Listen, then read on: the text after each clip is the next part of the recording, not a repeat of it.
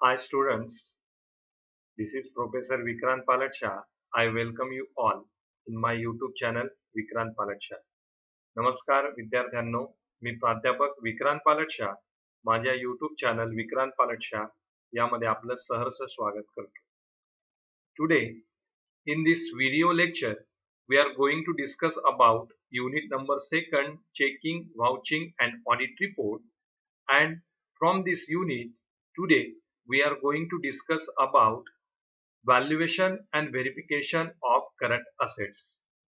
आज आपण या व्हिडिओ लेक्चरमध्ये युनिट क्रमांक 2 checking, vouching and audit report याविषयी डिस्कस करणार आहोत आणि या युनिट मधील topic verification and valuation of current assets याबद्दल आज आपण डिस्कशन करणार आहोत.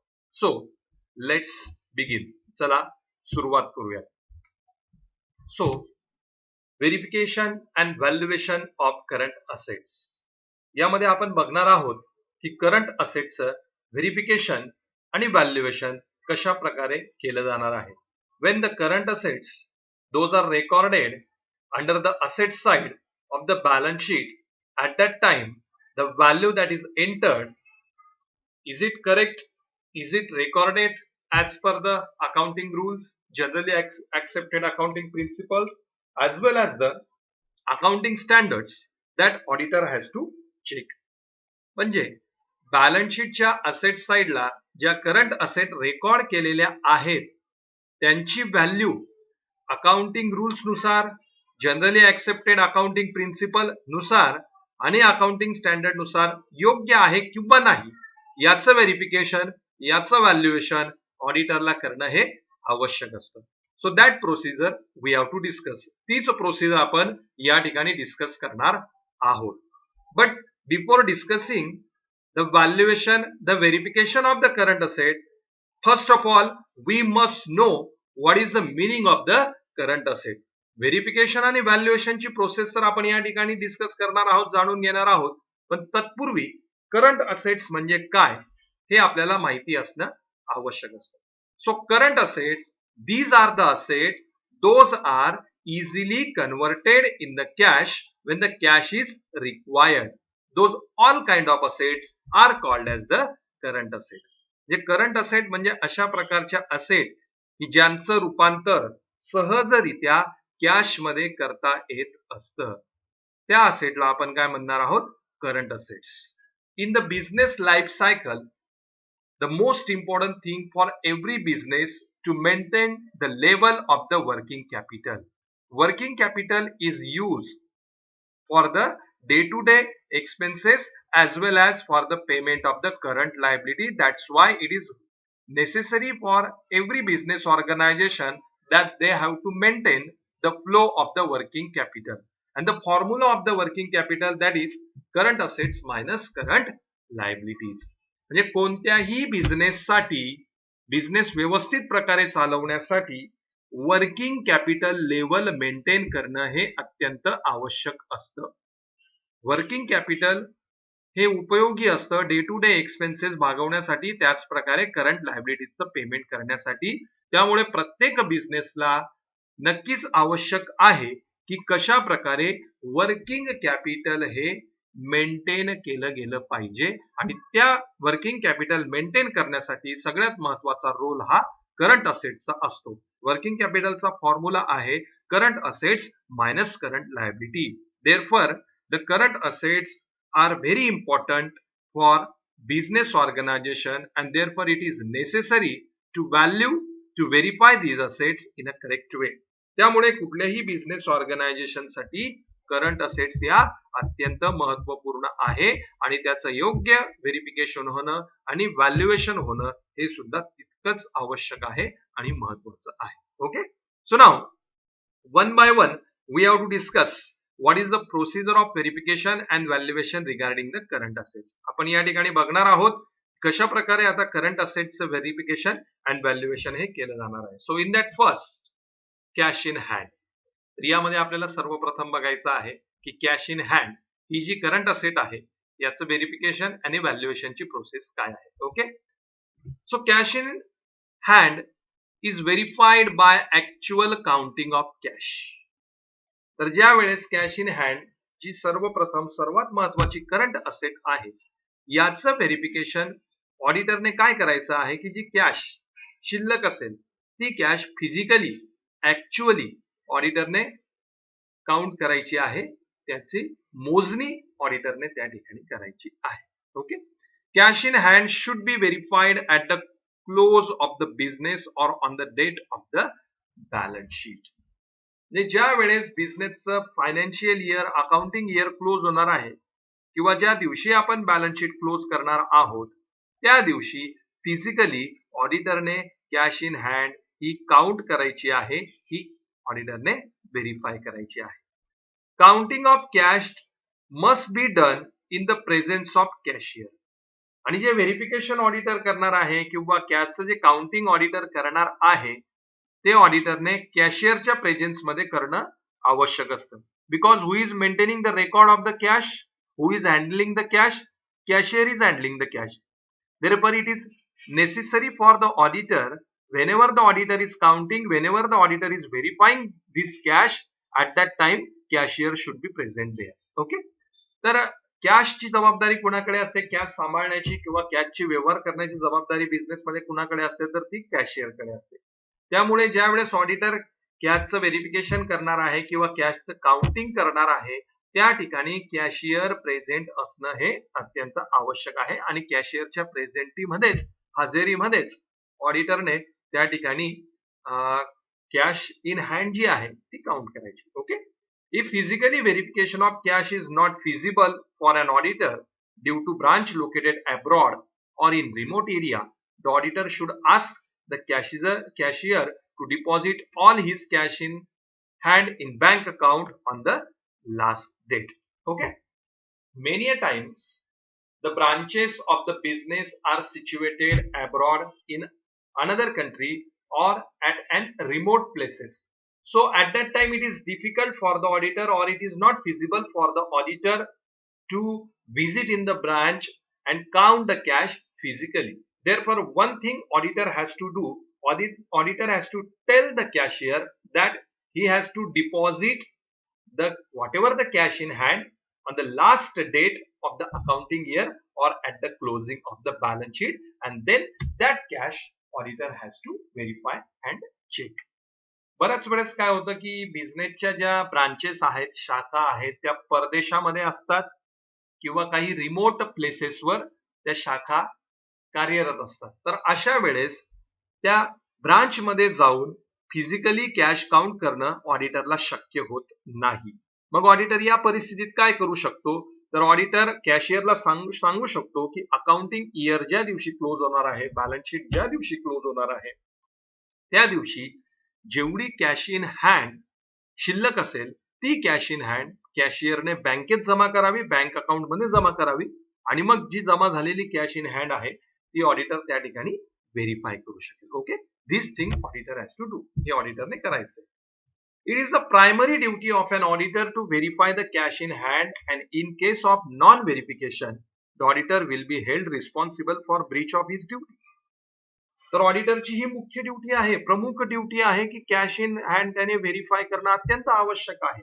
आणि यामध्ये जर ऑडिटरने काही कमतरता दाखवलेली असेल किंवा ऑडिटर या ठिकाणी अपूर्ण पडलेला असेल तर मात्र ब्रीच ऑफ हिज ड्युटी म्हणजे जे काही ड्युटी आहे त्या ड्युटीचं त्याच्याकडनं पालन झालेलं नाही आणि मग त्यासाठी ऑडिटर हा संपूर्णरित्या जबाबदार असेल. Why because cash is the thing in that most of the fraud are done, and therefore if auditor is not verifying this cash at that time auditor is whole and sole responsible. कारण की cash ही अशी एकमेव गोष्ट आहे business मध्ये की ज्यामध्ये जास्तीत जास्त फ्रॉड होण्याची, एरर असण्याची शक्यता असते आणि मग ऑडिटरने याकडे दुर्लक्ष केलेलं असेल तर मग ऑडिटरला यासाठी नक्कीच जबाबदार धरलं जाणार आहे. If there is heavy cash balance in hand at any time, the auditor should immediately inform the management beforehand. ऑडिटरला असं जाणवून आलं की खूपच जास्त प्रमाणात बॅलन्स कॅश इन हँडचा आहे तर त्याची तात्काळ सूचना ऑडिटरने मॅनेजमेंटला देणं आवश्यक आहे. Why? Because there is a chance of fraud. कारण की त्यामध्ये फ्रॉड होण्याची शक्यता अत्यंत दाट असते. त्यामुळे ऑडिटरने पटकन त्याची माहिती जी असेल ती मॅनेजमेंटला देणं आवश्यक आहे. Okay. If the cashier is made accountable for payment of employees or others, the auditor should carefully verify the same. जर कर्मचारी बिझनेसचे कर्मचारी असतील किंवा बिझनेसशी निगडीत इतर कोणी व्यक्ती असेल, त्यांना पेमेंट करण्याची जबाबदारी जर कॅशियरने असेल, तर त्या ठिकाणी जे पेमेंट कॅशियरने कॅशमध्ये केलेलं असेल, त्याची अत्यंत काळजीपूर्वक चौकशी ऑडिटरने करणं हे आवश्यक आहे. Because again there is a chance of fraud. का? कारण की तिथे फ्रॉड होण्याची शक्यता ही दाट असते.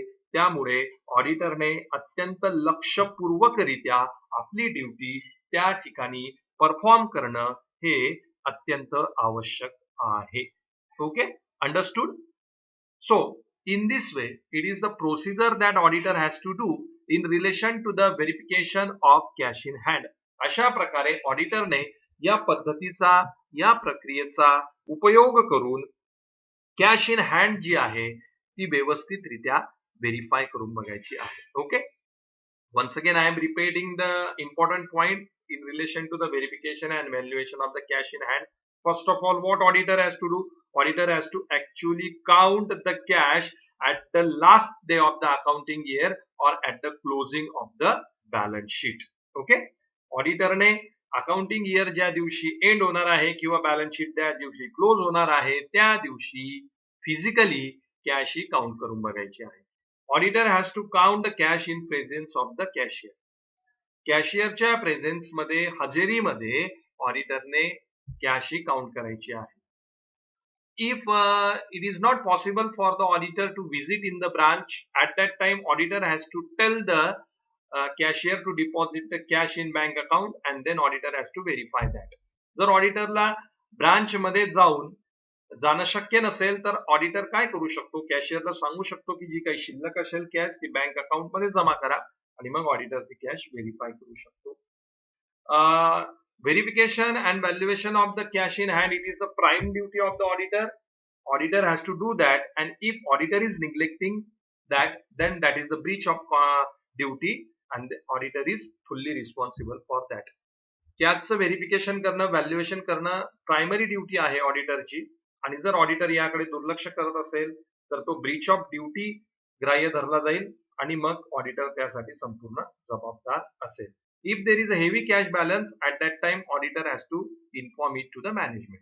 जर ऑडिटरला लक्षात आलं की कॅश बॅलन्स खूपच जास्त आहे, कॅश इन हँड बॅलन्स खूपच जास्त आहे, तर ऑडिटरने तात्काळ त्याची माहिती मॅनेजमेंटला द्यायची. And at the end, if cashier is making the payment, if cashier is accountable to make the payment to employees as well as the other, auditor has to carefully verify that. जर cashier हा बिझनेसच्या कर्मचाऱ्यांना त्याच प्रकारे इतर व्यक्तींना payment करत असेल तर त्या ठिकाणी ऑडिटरने अत्यंत काळजीपूर्वकरित्या त्याचं व्हेरिफिकेशन करायचं आहे. Okay. So in this way it is the procedure to verify the cash in hand. अशा प्रकारे कॅश इन हँड ऑडिटरने व्हेरीफाय करायचं आहे. Understood this? Okay. So now we are moving forward. We have to discuss the next current asset and it is cash at bank. पुढची जी current asset या ठिकाणी आहे ती आपल्याला व्हेरीफाय करायची आहे, ती आहे cash at bank. Now what is the procedure? So the auditor should prepare a bank reconciliation of account as on that date. So to verify the cash at bank, auditor has to prepare the bank reconciliation statement, bank reconciliation account on the last date, okay, of the accounting year or at the closing of the balance sheet. तर ऑडिटरने काय करायचं आहे, या ठिकाणी bank reconciliation statement तयार करायचं आहे. ज्यावेळेस तो कॅश ॲट बँक व्हेरीफाय करणार आहे त्यावेळेस ऑडिटरने त्या ठिकाणी बँक रिकन्सिलेशन स्टेटमेंट हे तयार करायचं आहे अकाउंटिंग इयरच्या शेवटच्या दिवशी किंवा बॅलन्स शीट क्लोजिंगच्या दिवशी. नाव the question, bank reconciliation statement. Already you have studied, you have learned about the bank reconciliation statement in your 11th standard. तुमच्या 11वीच्या अभ्यासक्रमामध्ये बँक रिकन्सिलेशन स्टेटमेंटचा अभ्यास तुम्ही नक्कीच केलेला आहे. फक्त एक थोडक्यात मी तुमच्या समोर सांगतो. Bank reconciliation statement, that is the statement which is prepared to rectify the balance of cash at bank when checks are issued and those checks are in transit. म्हणजे many a times there is a difference between the bank passbook, okay, and then the entries, those are recorded in the account holder's passbook. Therefore, to meet that difference, the account is prepared, the statement is prepared. That statement is called as the bank reconciliation statement. म्हणजे थोडक्यात bank passbook मध्ये असणारा balance आणि account होल्डरच्या passbook मध्ये असणारा balance यामध्ये काही वेळेस डिफरन्स असतो आणि म्हणून हा डिफरन्स दूर करण्यासाठी जे स्टेटमेंट तयार केलं जातं, ते अकाउंट तयार केलं जात असतं, त्या स्टेटमेंटला अकाउंटला काय म्हटलं जाणार आहे? Bank reconciliation statement. Okay. With the help of it, the auditor will clearly come to know the status about the check issued but not yet presented in the bank and check deposited in the bank but not yet cleared. तर यावरनं आता bank reconciliation statement जे auditor तयार करणार आहे, तर यावरनं auditor समोर कुठली गोष्ट स्पष्ट होणार आहे? ऑडिटरला स्टेटस माहित पडणार आहे. कशाचं स्टेटस? चेकचं स्टेटस, म्हणजे जे चेक इश्यू केलेले आहे पण बँकमध्ये ते जमा केलेले नाहीत. त्याच प्रकारे बँकमध्ये जे चेक जमा केलेले आहेत पण अजूनपर्यंत ते क्लिअर झालेले नाहीत, याचं जे स्टेटस आहे ते ऑडिटरला बँक रिकन्सिलिएशन स्टेटमेंटच्या माध्यमाने या ठिकाणी समजणार आहे, की जेणेकरून ऑडिटरला समजून येईल की कॅश ॲट बँकचा बॅलन्स हा किती आहे. Okay. There are many kind of frauds which are detectable through preparation of bank reconciliation of account. बऱ्याच प्रकारचे फ्रॉड त्या ठिकाणी ऑडिटर डिटेक्ट करू शकतो बँक रिकन्सिलिएशन स्टेटमेंटच्या माध्यमाने. काय? फॉर एक्झाम्पल, चेक इश्यू केलेला आहे पण तो बँकेत डिपॉझिट केलेला नाही, मुद्दामून डिपॉझिट केलेला नसेल तर फ्रॉड आहे, तो ऑडिटरला लक्षात येईल. तर अशा प्रकारचे बऱ्याच प्रकारचे फ्रॉड जे असतील related to cash at bank, ऑडिटरला बँक रिकन्सिलिएशन स्टेटमेंटमुळे सहज लक्षात येऊ शकतात आणि त्यामुळे ऑडिटरने बँक रिकन्सिलिएशन स्टेटमेंट तयार करणं आवश्यक आहे. The auditor should obtain different certificates from banks for different types of accounts like current account, fixed deposit account, savings account, overdraft account or cash credit account, etc. Okay. बिझनेसचे जे विविध प्रकारचे account असतील, current account असेल, fix deposit account असेल, saving account असेल, overdraft account असेल किंवा कॅश क्रेडिट अकाउंट असेल, यासारखे जे विविध प्रकारचे अकाउंट आहेत, ओके, तर त्या अकाउंट संदर्भातलं बॅलन्सचे जे सर्टिफिकेट आहे ते ऑडिटरने बँकेकडून मागून घ्यायचं आहे आणि त्यानुसार बँकमध्ये असणारा बॅलन्स, या विविध अकाउंट मध्ये असणारा बॅलन्स, बँकमध्ये असणारा बॅलन्स ऑडिटरने व्हेरीफाय करायचे. Different types of account, for example current account. Current account that is operating by the business जे असतात त्यांचे जनरली करंट अकाउंट असतात. In the current account there is no limit of the deposit transaction as well as the withdrawal transaction. म्हणजे deposit transaction असो, withdrawal transaction असो, किती transaction current account मध्ये करता येतात, but there is no interest on the current account. पण current अकाउंटवर कुठल्याही प्रकारचं इंटरेस्ट त्या ठिकाणी दिलं जात नाही. फिक्स्ड डिपॉझिट अकाउंट असेल, the amount that is deposited in this account, this is locked for the particular period and on that the interest is given and that interest is more than saving account. म्हणजे fixed deposit account म्हणजे काय, की त्यामध्ये जी amount जमा केलेली आहे ती ठराविक कालावधीसाठी, ठराविक पिरियडसाठी लॉक असते, त्यावर इंटरेस्ट मिळत असतं आणि संदर्भित इंटरेस्ट हे सेव्हिंग अकाउंट पेक्षा जास्त असतं. Saving account is the common type of account where the amount is deposited, on that balance the customer is getting the interest. So in that account there is no limit for the deposit transaction but there is a limit for the withdrawal transaction. त्या ठिकाणी deposit saving account हे general account आहे, त्यामध्ये deposit transaction वर limit नाही पण withdrawal transaction वर limit असतं आणि या अकाउंटवर व्याज हे कस्टमरला मिळत असतं. Overdraft and cash credit account. Overdraft account is what, if we have a less balance with our credit, we can able to withdraw more balance, but after a given period that balance should be paid along with the interest. That is called as the overdraft account or cash credit account. Overdraft किंवा cash credit account म्हणजे काय, की जो आपल्या account मध्ये balance आहे त्या balance पेक्षा जास्त बॅलन्स आपण विथड्रॉ करू शकतो. आपल्या क्रेडिटवर ते ठरत असतं की किती बॅलन्स विथड्रॉ करता येईल आणि मग हा बॅलन्स ठराविक कालावधीनंतर आपल्याला पे करायचा असतो आणि त्यावर इंटरेस्ट सुद्धा पे करायचं असतं. तर अशा प्रकारचे जे विविध अकाउंट आहेत, या विविध अकाउंट मध्ये किती बॅलन्स शिल्लक आहे हे ऑडिटरने व्हेरीफाय करायचं आहे आणि त्यासाठी बँकेकडनं सर्टिफिकेट मागून घ्यायचं. The auditor should obtain a letter of confirmation of bank balances directly from bank.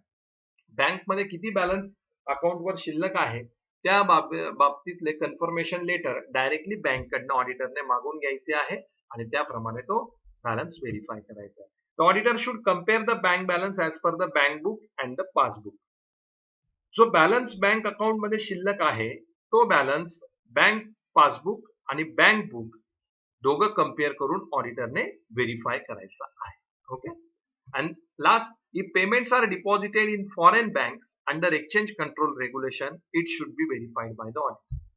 म्हणजे फॉरेन बँक मध्ये पेमेंट हे डिपॉझिट केलेले असतील एक्सचेंज कंट्रोल रेग्युलेशन नुसार ते सुद्धा काळजीपूर्वकरित्या ऑडिटरने व्हेरीफाय करून बघायचं आहे. Okay. So in this way it is the procedure regarding the verification of the cash at bank. तर अशा प्रकारे कॅश ॲट बँक बॅलन्स जो आहे तो ऑडिटरने व्हेरीफाय करायचा आहे. First of all auditor has to prepare the bank reconciliation statement. पहिल्यांदा ऑडिटरने बँक रिकन्सिलेशन स्टेटमेंट तयार करायचं आहे. From that auditor can come to know the status of cheque those are issued but not presented in bank as well as cheques deposited but not cleared in the bank account. त्यावरनं ऑडिटरला काय लक्षात येणार आहे की चेकचं status की जे चेक इश्यू केलेले आहेत पण बँककडे प्रेझेंट झालेले नाहीत, त्याच प्रकारे जे चेक डिपॉझिट केलेले आहेत पण ते अद्याप क्लिअर झालेले नाहीत.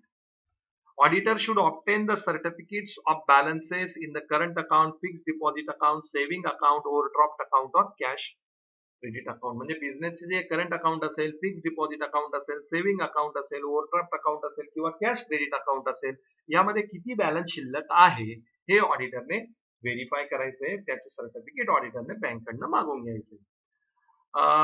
Auditor should take the confirmation letter regarding the balances in the bank. म्हणजे बँक अकाउंट मध्ये किती बॅलन्सेस शिल्लक आहे त्या संदर्भातलं कन्फर्मेशन लेटर बँकेकडनं ऑडिटरने मागून घ्यायचं आहे. Auditor has to compare the bank book and passbook to verify the cash at bank.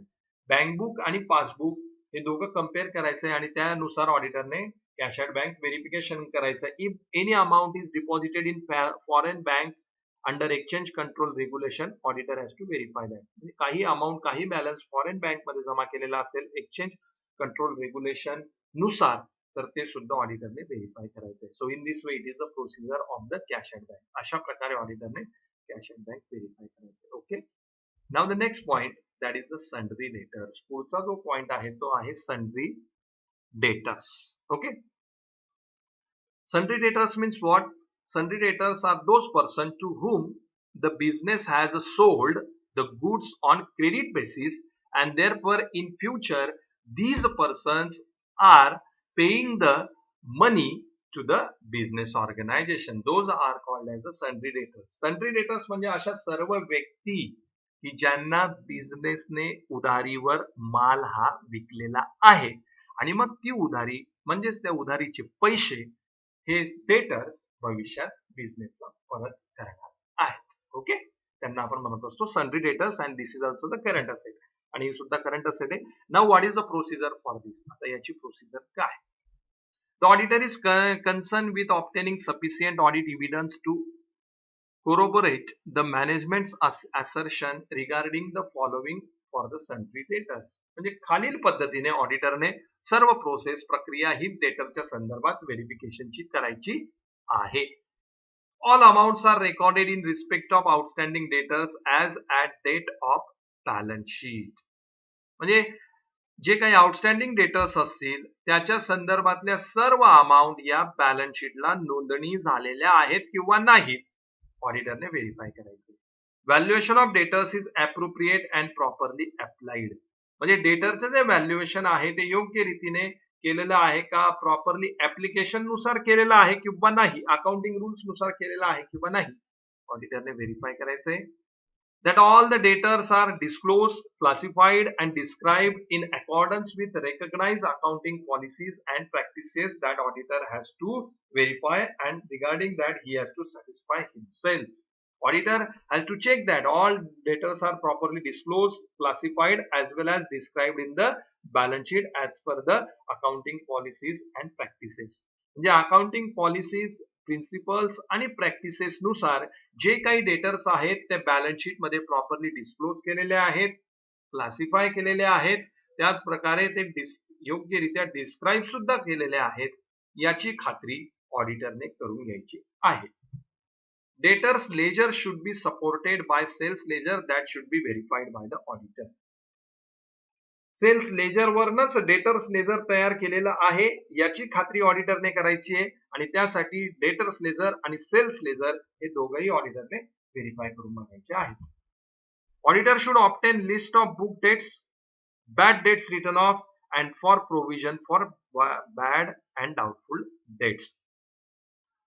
तर ऑडिटरने जी बुक डेट्स म्हणजे डेटरची लिस्ट असेल, बॅड डेट्स रिटर्न ऑफची लिस्ट असेल किंवा डाउटफुल डेट्स प्रोव्हिजनची लिस्ट असेल ती ऑडिटरने मागून घ्यायची आहे. Why? Because there is a chance for the fraud in these amounts.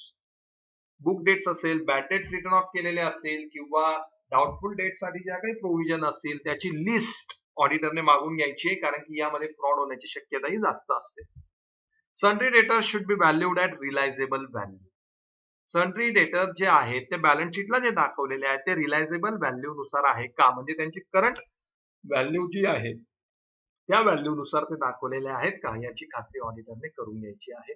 Confirmation of balances show that valuation of debtors is correct.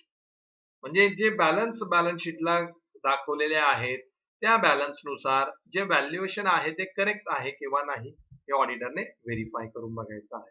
So in this way it is the procedure for verification of the sundry debtors. अशा प्रकारे ऑडिटरने त्या ठिकाणी sundry डेटर्सचे verification करायचं आहे. First of all auditor has to check the amount of debtors that is recorded in the balance sheet including outstanding debtors. म्हणजे डेटरची जी amount balance शीटला नोंदवलेली आहे त्यामध्ये आउटस्टँडिंग डेटर्सची सुद्धा अमाउंट आहे का, इन्क्लुडेड आहेत का हे ऑडिटरने व्हेरीफाय करायचं आहे. Valuation of debtors is appropriate and properly applied. जे व्हॅल्युएशन केलेलं आहे ते अप्रोप्रिएट आहे, त्यासाठी टेक्निक या प्रॉपरली अप्लाय केलेले आहेत हे सुद्धा ऑडिटरने व्हेरीफाय करायचं आहे. That all the debtors are disclosed, classified and described in the balance sheet, that auditor has to verify. जे सर्व डेटर आहेत त्या बॅलन्स शीटला योग्य डिस्क्लोज केलेले आहेत, क्लासिफाय केलेले आहेत, डिस्क्राईब केलेले आहे, ऑडिटरने व्हेरीफाय करायचंय. Auditor has to compare debtors ledger and sales ledger. ऑडिटरने डेटर्स लेजर आणि सेल्स लेजर कम्पेअर करायचे आहेत. Auditor should obtain the list of book debts, bad debts written off and provision for doubtful debts. म्हणजे book debts, bad debts written off आणि doubtful debt प्रोव्हिजनची जी list असेल ते ऑडिटरने मागून घ्यायची आहे आणि व्हेरीफाय करायची आहे.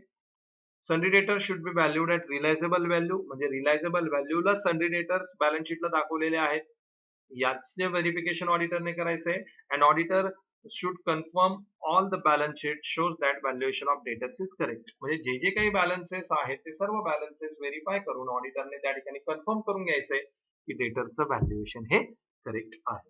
So in this way it is the procedure regarding the valuation of sundry debtors. Okay. So in this way the current assets those are verified. In that we have discussed cash in hand, cash at bank and sundry debtors. अशा प्रकारे ज्या current assets आहेत त्या कशा प्रकारे auditor value करणार आहे, त्यांचं व्हॅल्युएशन ऑडिटर कशा प्रकारे करणार आहेत हे आपण आज बघितलं आहे. त्यामध्ये cash at bank, cash in hand आणि सन्ड्री डेटर्स याबद्दलची व्हेरिफिकेशनची प्रोसेस कशी आहे, कशा प्रकारे ऑडिटरला ते व्हेरिफिकेशन करायचं आहे हे आपण या ठिकाणी बघितलेलं आहे. So for this lecture we stop here and in the next lecture we will continue and verify the next point of this unit number 2. तर या ठिकाणी या लेक्चरला आपण थांबत आहोत आणि पुढच्या लेक्चरला या युनिट मधील पुढचा पॉइंट आपण डिस्कस करणार आहोत. Till then take care of yourself, stay at home and concentrate on your study. तोपर्यंत घरीच राहा, सुरक्षित राहा आणि तुमच्या अभ्यासावर लक्ष केंद्रित करा. Goodbye and thank you all of you.